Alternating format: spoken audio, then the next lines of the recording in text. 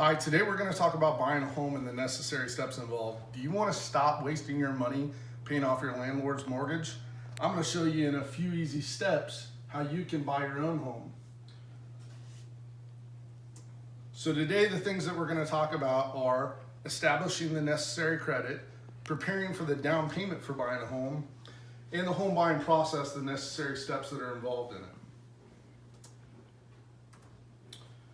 So we're going to talk about credit requirements, the various types of down payments, and the basic steps for purchasing a home. But first, let's take a look at credit.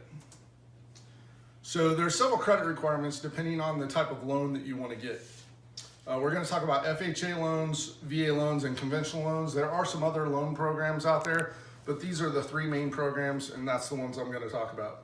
According to FHA.com, you need a FICO score above 580 and a max debt to income ratio of 43%.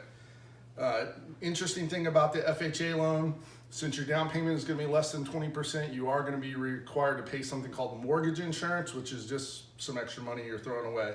So if you can make that 20% down payment, it's better. According to benefits.va.gov, for a VA loan, you're going to be required to have a FICO score greater than 620. And then the debt to income ratio on that is a maximum of 41%. The great thing about a VA loan is there's no mortgage insurance, although there are some pretty strict requirements on who qualifies for a VA loan, and we'll talk about that in a minute. For a conventional loan, your maximum FICO score is 620. Correction, the minimum FICO score is 620. Your maximum debt to income ratio varies anywhere from usually between 43 to 45%. It depends on the lender and the different programs that they have. So now that we've looked at the credit requirements, let's take a look at down payments.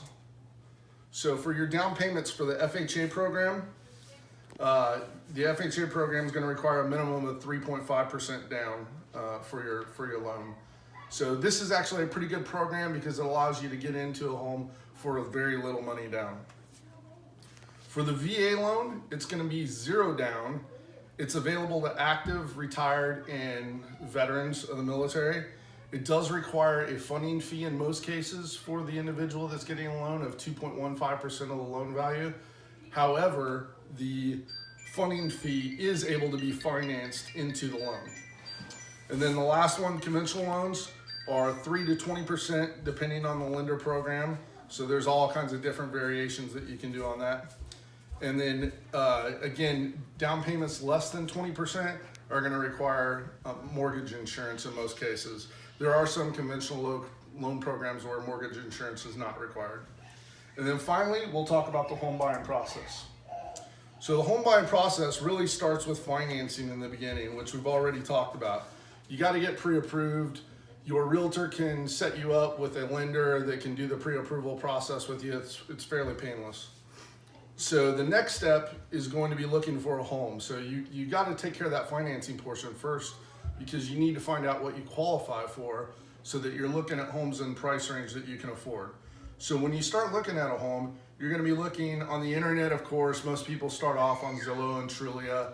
And then your realtor will set up a search on the MLS, which is actually a lot better than those searches that you're going to do yourself because your realtor will be able to eliminate all the properties that are under contract. So you're not wasting your time looking at a property that's really not available to you anymore. And then the third step in there would be actually going and taking a look at homes. Your realtor will set up appointments for you to go out and take a look, and he or she can show you several homes in a day.